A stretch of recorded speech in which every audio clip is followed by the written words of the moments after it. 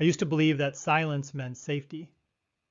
If you kept your head down, did your job, didn't complain, and didn't ask for too much, life would leave you alone. I believed that for years, especially after my wife died.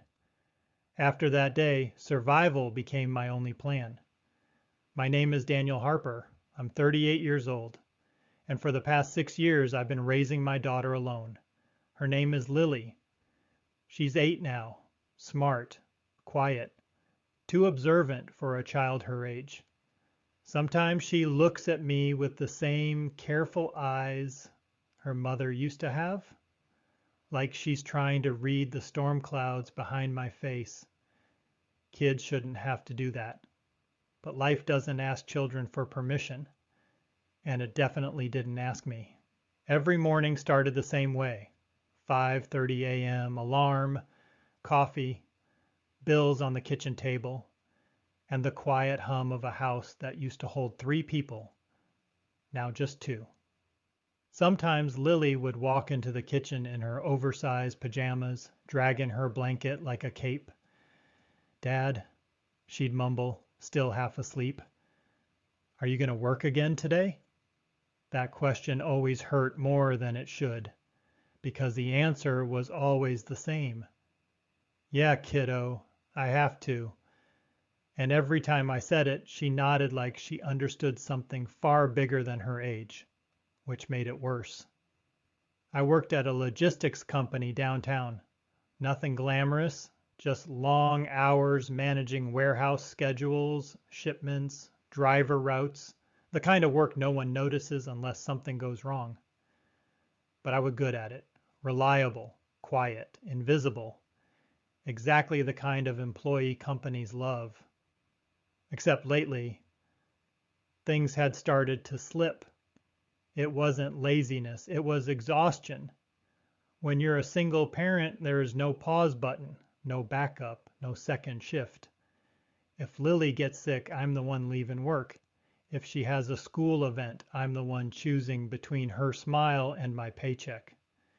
If she wakes up crying at 3 a.m. because she dreamed about her mom, I'm the one sitting on the edge of her bed until sunrise, and then going to work 2 hours later pretending I'm fine.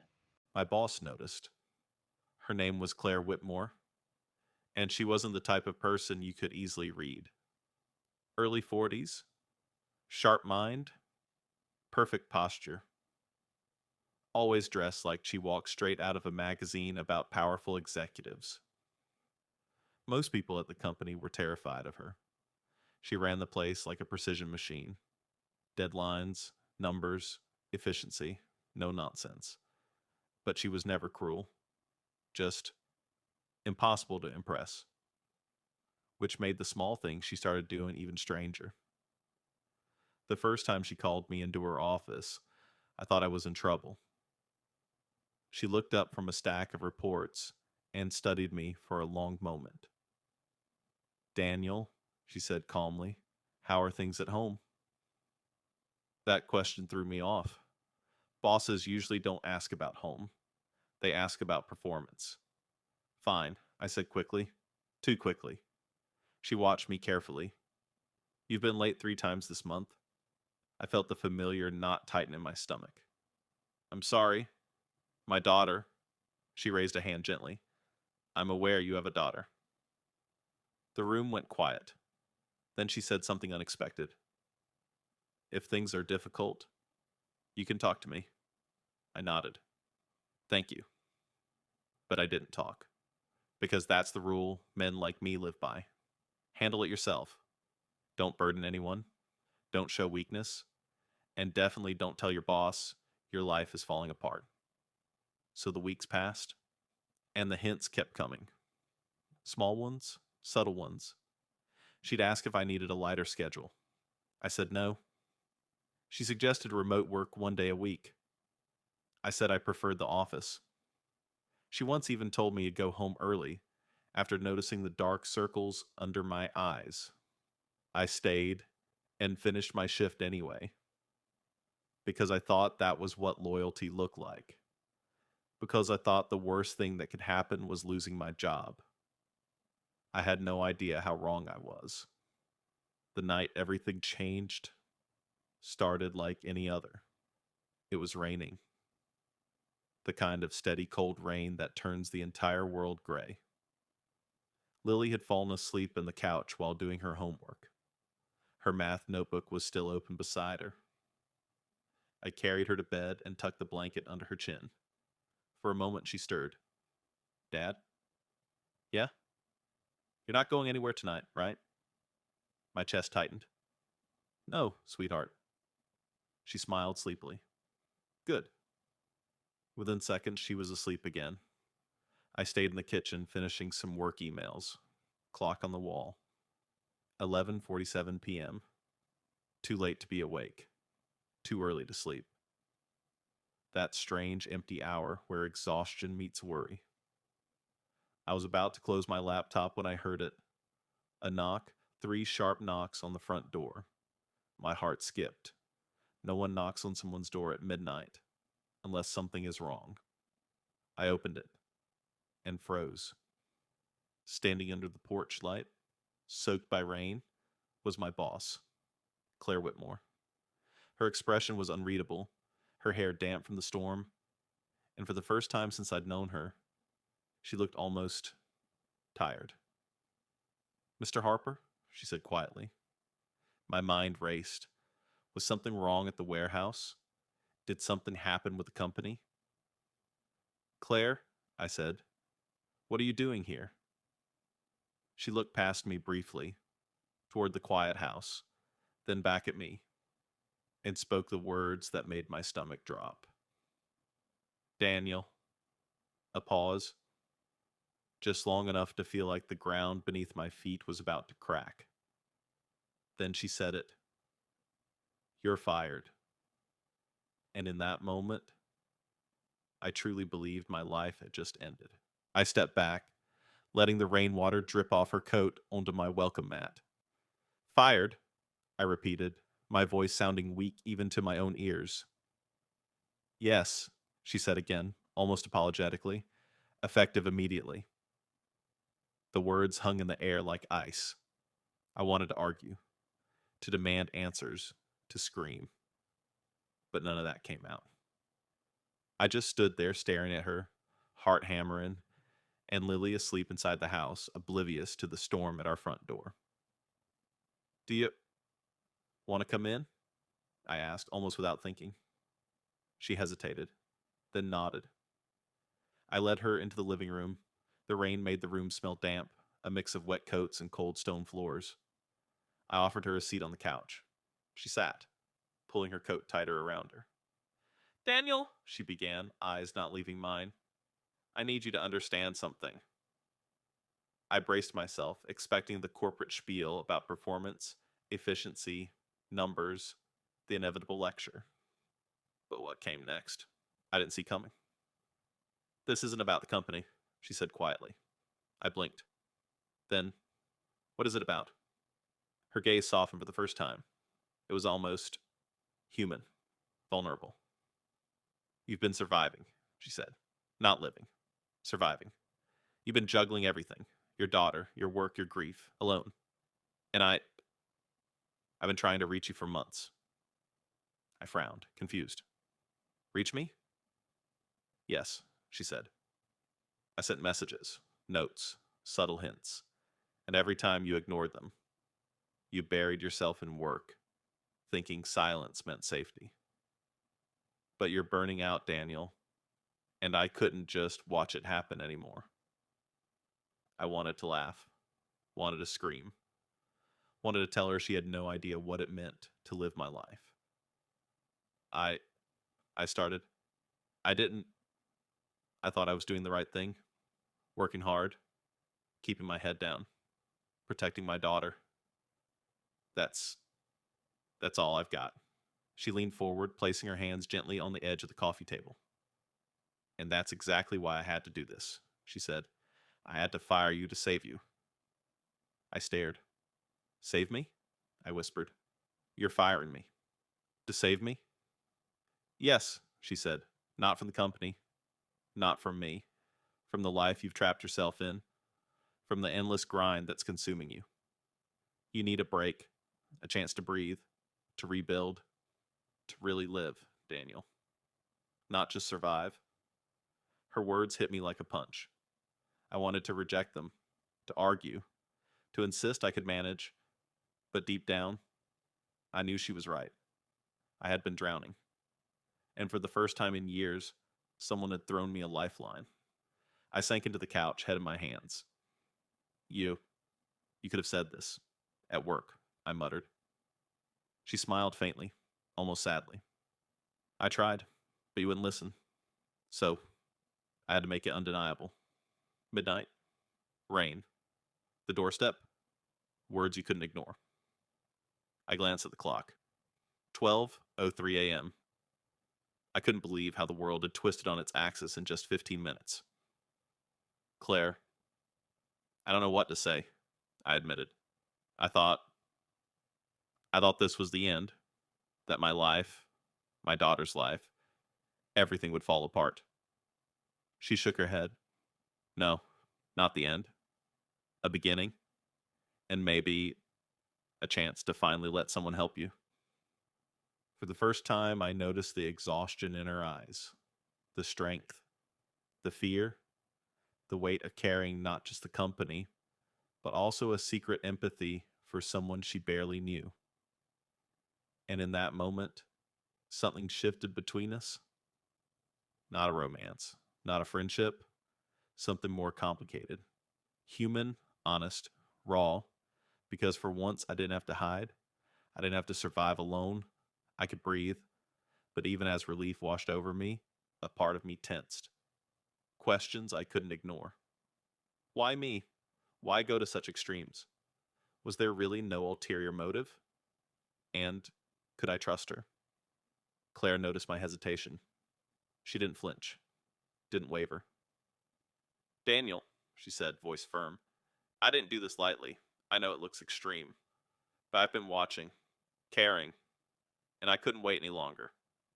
You were breaking, and you didn't even see it. I nodded slowly. Maybe, just maybe, she was right. But before I could process, another sound cut through the tension. A small cough. Lily. She had woken up. I froze. She peeked around the corner, her eyes wide. Dad, who's here? Claire looked at her, smiled softly. Someone who wants to help your dad, she said gently. And at that moment, I realized something terrifying and wonderful at the same time. Everything had just changed.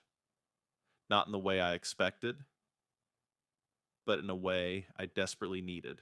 Lily stepped fully into the living room, rubbing her sleepy eyes. Dad, who is she? I looked at Claire, who didn't flinch. Instead, she smiled at my daughter with warmth I hadn't expected from her office persona. Hi, Lily, she said softly. I'm someone who wants to help your dad. Lily tilted her head, studying Claire like she could see right through her. I don't need help, I said quickly, almost defensively. I can handle things. Claire shook her head gently. Daniel, you've been handling too much for too long, and it's wearing you down. Lily's little voice broke through my stubborn pride. Daddy, are you okay? Her question pierced me in a way nothing else could. Work, bills, grief, none of that mattered in comparison to her. I swallowed hard. I think I need a little help, I admitted, voice barely above a whisper. Claire nodded, as if that confession alone validated her midnight intrusion. This isn't a weakness, Daniel. It's a chance to rebuild, to live instead of just survive.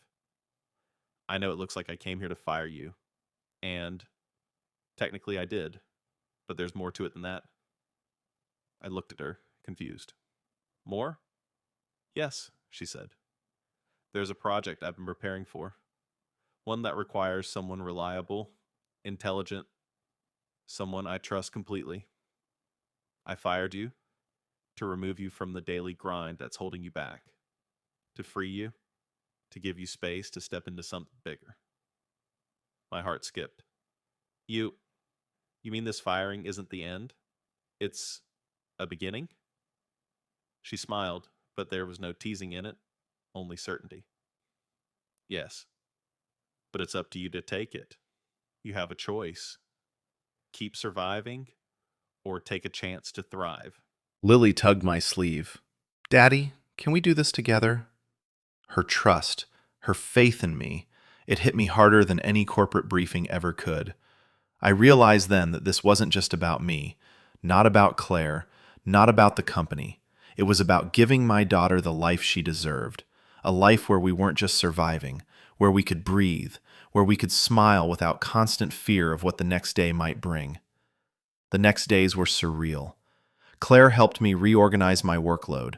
She guided me in delegating tasks I had stubbornly carried alone for years. She pushed me to take breaks, small ones at first, then longer ones. I started noticing things I hadn't in years. Lily laughing at a cartoon while I made breakfast, the way the sunlight hit the living room in the morning. Even my own heartbeat felt calmer, steadier, and slowly, I began to feel like myself again. One evening, Claire came by with a folder. "This is the project I mentioned," she said. I opened it. My heart raced. It was more than just a promotion or a transfer. It was a chance to lead, to innovate, to do something meaningful, something I could be proud of, and not at the cost of my family. I looked at Claire, gratitude and disbelief mingling in my eyes.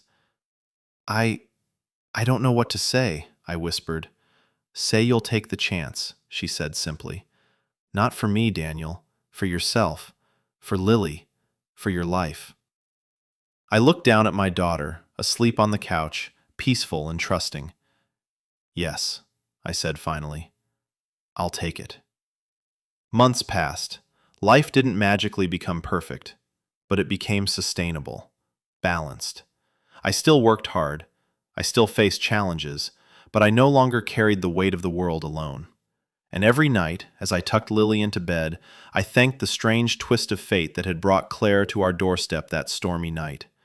A firing that looked like the end became the beginning of everything. And in that beginning, I found something I hadn't had in years: hope. Hope that no matter how hard life hits, there's always a chance to rebuild, a chance to survive, and then finally, to truly live. The lesson is simple, yet powerful. Sometimes, life's harshest blows are not punishments, they are opportunities in disguise. And sometimes, help comes in forms we never expect, at times we least anticipate, even at midnight, in the pouring rain, with words that sound like an ending. Weeks turned into months. Lily was happier than I had seen her in years. She laughed more, asked more questions, and sometimes even teased me about my old man coffee habits. But life doesn't pause just because you're finally breathing. The new project Claire had entrusted me with was massive, high stakes, high visibility, the kind of responsibility that could either make or break a career. I thrived, but barely. I still struggled to balance it all. Some nights I went to bed exhausted, guilt gnawing at me for the moments I missed with Lily. One Friday evening, Claire showed up unexpectedly. "I thought you might need this," she said, holding a folder thick with reports and proposals. I frowned. "I can handle it." "No," she said firmly. "Not like this. You're good, Daniel, but even the best need support."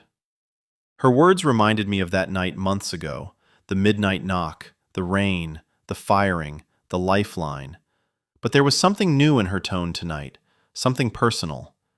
"Daniel," she began cautiously, "there's something I haven't told you." My stomach tightened. I had learned to trust Claire, but a hint of unease stirred inside me. "What is it?" I asked.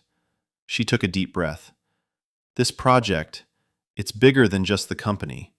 It's part of a partnership that could change the entire logistics division. And I recommended you because I saw someone who could handle it, someone I believed could rise above everything." I blinked. "You believed in me?" Her eyes softened. "Yes, but there's more. The company was considering outsourcing this entire operation. If I hadn't intervened, you would have been out completely. My mind reeled. Months of anxiety, sleepless nights, constant pressure, almost lost for nothing. You saved my career? I asked quietly. No, she said. You saved yourself by surviving. I just gave you a door to walk through. Lily wandered in, holding her stuffed rabbit. Daddy, are you okay? I smiled, ruffling her hair. Better than okay, kiddo. Much better. But even as we shared that brief, peaceful moment, I knew the story wasn't over. Claire had saved me once, but life had a way of testing us again, and I could feel it coming. The challenges weren't gone, they had just become bigger. That weekend, as I worked on the project from home, I noticed Lily quietly drawing at the kitchen table. She looked up. Daddy, can we do something fun tomorrow? I hesitated, torn between deadlines and promises. Yes, I said finally. We'll find time. Her smile lit up the room, and in that moment I realized life was no longer about survival. It was about choices. Choosing family, choosing work, choosing hope. And for the first time in years, I felt ready for whatever came next. The next few weeks were a whirlwind. The project demanded everything I had. And yet, for the first time, I felt alive. Not just alive, capable. I delegated, planned, strategized, and for once I trusted others to share the load. And it worked. Claire's guidance was invaluable. But it wasn't just her help. It was the realization that I didn't have to bear everything alone. One evening, Lily climbed onto the couch beside me. Daddy, she said softly, I like it when you're happy. Her words hit me harder than any performance review or client praise ever could. I'm happy, kiddo, I said, because of you, and because I finally learned it's okay to ask for help. She smiled and leaned her head against my shoulder. And in that quiet moment, I understood the truth of Claire's midnight visit months ago. Sometimes, the shock of losing control is exactly what we need to reclaim it. A few days later, Claire called. Daniel, she said, her voice firm yet warm, the project is approved. You led the team beautifully. You've proven everything. I smiled. Thank you, Claire, for everything. Don't thank me, she said. Thank yourself. You were brave enough to survive. And now, you're brave enough to live. That night, as I tucked Lily into bed, she whispered, Daddy, will things always be okay now? I kissed her forehead and smiled. Not always, kiddo, but we'll handle it together. And sometimes, things might even get better than okay. She smiled, her small hand gripping mine. And for the first time in years, I believed it.